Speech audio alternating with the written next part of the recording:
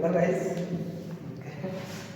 आज आप सब कैलकुलेशन एंड साइंस में अध्याय 2 न्यू चैप्टर सांख्यिकी। ठीक है, तो सांख्यिकी क्या होता है, सांख्यिकी किसे करते हैं, सांख्यिकी की आवश्यकता क्यों पड़ी है, ये सारी चीजें इस चैप्टर में हम जानेंगे।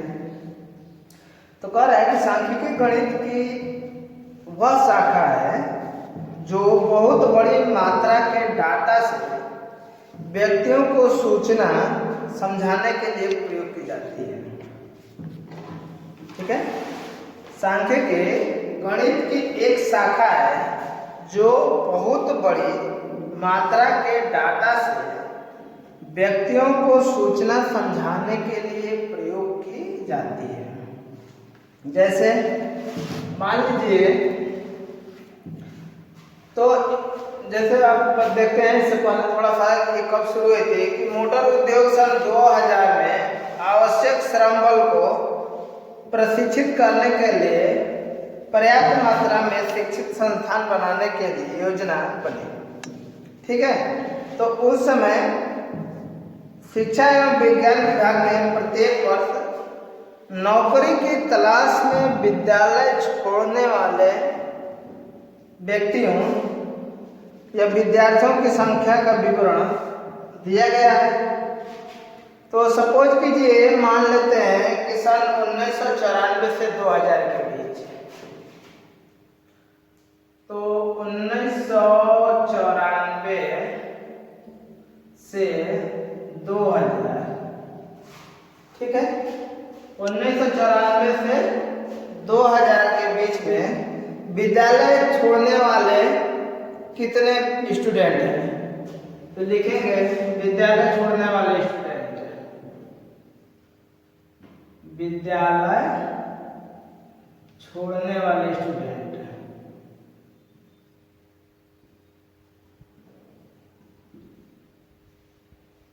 विद्यालय छोड़ने वाले विद्यार्थी मान लीजिए हजारों में हैं, वैसे तो लाखों में होगा, तो मान लेते हैं 1000 में ही होंगे। ठीक है, तो अब क्या करेंगे कि 1994 से 2000 का हम गणना करेंगे, तो यहाँ पे सन हो जाएगा, तो एक कलम ये हो गया 1994, 1995, 1996, 1997, 1998, 1999 और ये है आपका 2000। ठीक, मान लीजिए कि 1994 में विद्यालय छोड़ने वाले विद्यार्थी 571,000, 571,000, 1995 में 605, 1995 में 605, 622, 622, 625, 623, ठीक है, 628 और लास्ट में होता है 629। 1 2 3 4 5 6 7, 1 2 3 4 5 6 7। ठीक है, तो इतना व्यक्ति मान लीजिए इस तरह से।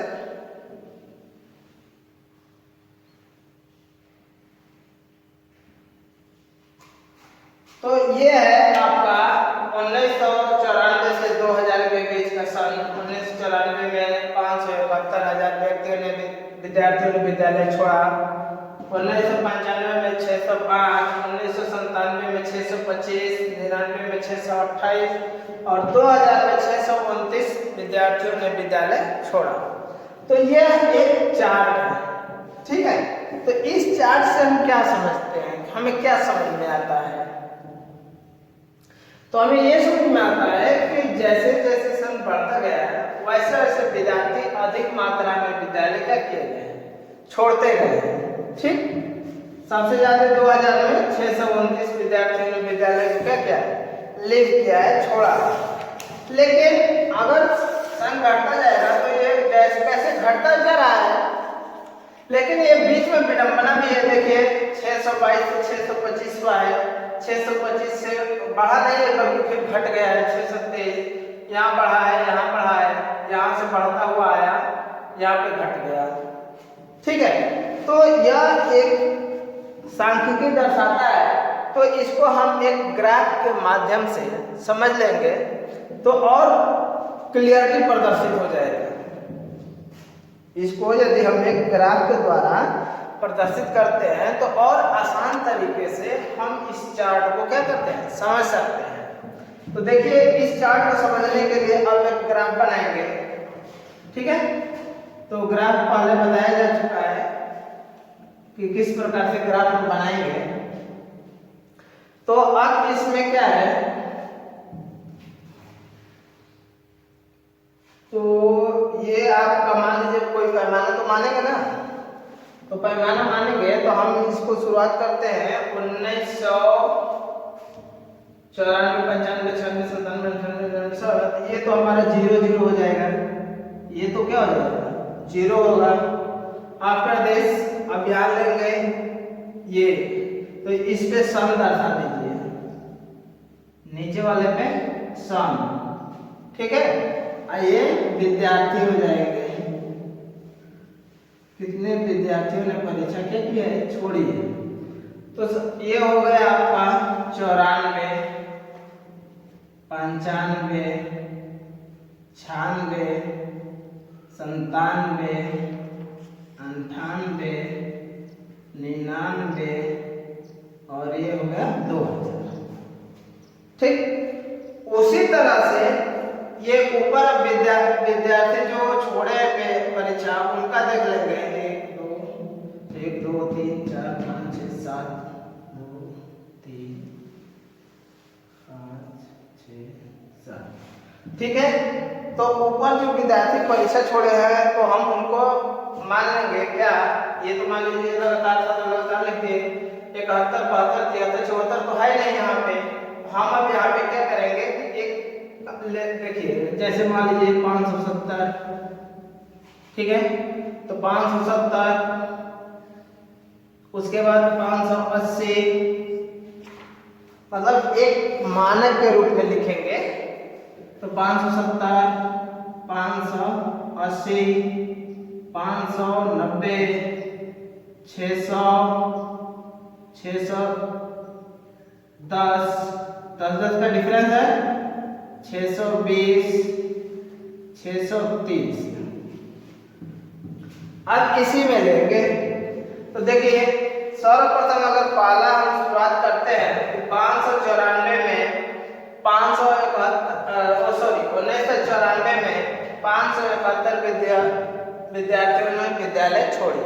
तो 571,000, तो देखिए ये रहा 1994 और इस साइड में ये रहा 1970, तो यहाँ पे रहा होगा 71, तो इस 70 से थोड़ा सा ऊपर ये 71 रहा होगा। ठीक है, उस प्रकार से 605, तो अब इसको देखिए ये 610 है और ठीक है, तो 610 और 600 के बीच में 605 रहा होगा और यह जो है 1995 का आंकड़ा है, तो ये 95 के सीध में यहाँ पे आएगा, ये 95 के सीध में आएगा, 95 का सीध यहाँ पे आएगा। यहाँ पे हम कर देंगे 605 को, उसके बाद 622 है, तो 622, तो 20 2 22, तो मान लीजिए यहाँ पे 2 रहा होगा और ये 97 में, तो 97 यहाँ पे जाएगा 622, उसके बाद 98 में 625, तो 22 से थोड़ा सा ऊपर यानी कि यहाँ पे 625, उसके बाद फिर 623, तो ये डाउन हो गया, तो अब ये डाउन हो गया तो थोड़ा सा ये अब 98 है ना, 98, तो 98 में थोड़ा सा ये डाउन आ जाएंगे, ये थोड़ा सा डाउन रहा। उसके बाद 99 में 628, तो 628 यहाँ पे आ जाएगा 99 में 628 और 2000 में 629, तो ये 2000 है, ये 1929। अब इसको क्या करेंगे, एक स्केल के माध्यम से अगर हम मिलाते हैं तो देखिए ग्राफ कितना सुंदर बनेगा। सारा बढ़ा है, यहाँ से और बढ़ा, यहाँ से भी बढ़ा है, लेकिन यहाँ से क्या है, डाउन है।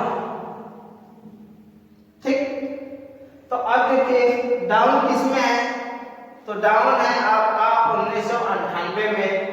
तो देखिए 98 में डाउन है ना 23, आफ्टर दिस 99 में फिर बढ़ा है और 2000 में और बढ़ा है। तो यह एक ग्राफ के माध्यम से अगर इसको कोई भी देखेगा तो बता देगा कि नहीं 1994 से 95 में क्या हुआ है, बढ़ा है, 95 से 96 में भी बढ़ा है, 97 में बढ़ा है, लेकिन 98 में डाउन हो गया है। 98 में क्या हुआ है, डाउन हुआ है। फिर 99 में छोड़ने वाले विद्यार्थियों की संख्या बढ़ी है, फिर 20 में क्या हुई, बढ़ी है। तो यह इस प्रकार से एक ग्राफ के माध्यम से हम समझ सकते हैं आसान तरीके से। अब हमें इस चार्ट को पढ़ने की आवश्यकता नहीं है, हम यहीं पे देख करके आसानी से समझ जाएंगे तुरंत। अब इसमें खोजना पड़ेगा कि बढ़ा है कि घटा है, घटा है तो कहाँ पे घटा है, बढ़ा है तो कितना बढ़ा है, कहाँ बढ़ा है। चार्ट को देखिए, जहाँ पे डाउन है वहाँ पे ऑलरेडी घटा है, जहाँ बढ़ा है वो उठा हुआ है। तो हम चार्ट के माध्यम से आसान तरीके से क्या कर लेंगे, समझ लेंगे। तो यह होता है सांख्यिकी का महत्व, कम समय में सही चीज को पकड़ना। दूसरा एक देख लीजिए, सिंपल तरीका है। दूसरा एक डाटा होता है अपरिष्कृत डाटा को एकत्र करना एवं छांटना। ठीक है, ओके। दूसरा है अपरिष्कृत डाटा। तो देखिए संख्याएं एवं अन्य तथ्य जो विभिन्न उद्देश्यों के लिए एकत्रित किया जाता है। संख्याएं और अन्य तथ्य, तथ्य का मतलब जैसे मान लीजिए कोई संख्या दे दी जाए, ठीक है, जैसे मान लीजिए 1930 में 100 विद्यार्थियों का प्राप्तांक, तो 100 विद्यार्थियों का प्राप्तांक अब होगा ना, कुछ न कुछ प्राप्तांक तो रहा होगा ना। कोई मान लीजिए कि 87, 88, 85, 82, 45, 48, 92, 23, 32, मतलब कुछ तो 100 विद्यार्थी, 100 में से कुछ तो पाए होंगे, सबका कुछ अलग अलग प्राप्तांक होगा। तो उसी चीज को कह रहा है कि संख्याएं एवं अन्य तथ्य जो विभिन्न उद्देश्यों के लिए एकत्रित किया जाता है, डाटा कहलाता है। ठीक है, संख्याएं एवं अन्य तथ्य जो विभिन्न उद्देश्यों के लिए एकत्रित किया जाता है, डाटा कहलाता है। डाटा को जिस रूप में एकत्रित किया जाता है उसे अपरिष्कृत डाटा कहते हैं। डाटा को जिस रूप में एकत्रित किया जाता है, इकट्ठा किया जाता है, उसे जो है अपरिष्कृत डाटा कहते हैं। अतः अपरिष्कृत डाटा की प्रोसेसिंग के प्रथम कार्य इसे आवश्यक क्रम में व्यवस्थित करना होता है। इसे आवश्यक क्रम में व्यवस्थित करना होता है। जैसे मान लीजिए एक उदाहरण के माध्यम से हम समझेंगे, ठीक है, अपरिष्कृत डाटा को एक उदाहरण के माध्यम से समझते हैं। तो अभी बताया ना कि जैसे मान लीजिए कि 30 तकनीशियनों के एक वर्ग ने कुछ अंक प्राप्त किए, ठीक है। मान लीजिए एक कक्षा में 30 विद्यार्थी हैं। कितने विद्यार्थी हैं? 30। विद्यार्थियों की संख्या 30 है।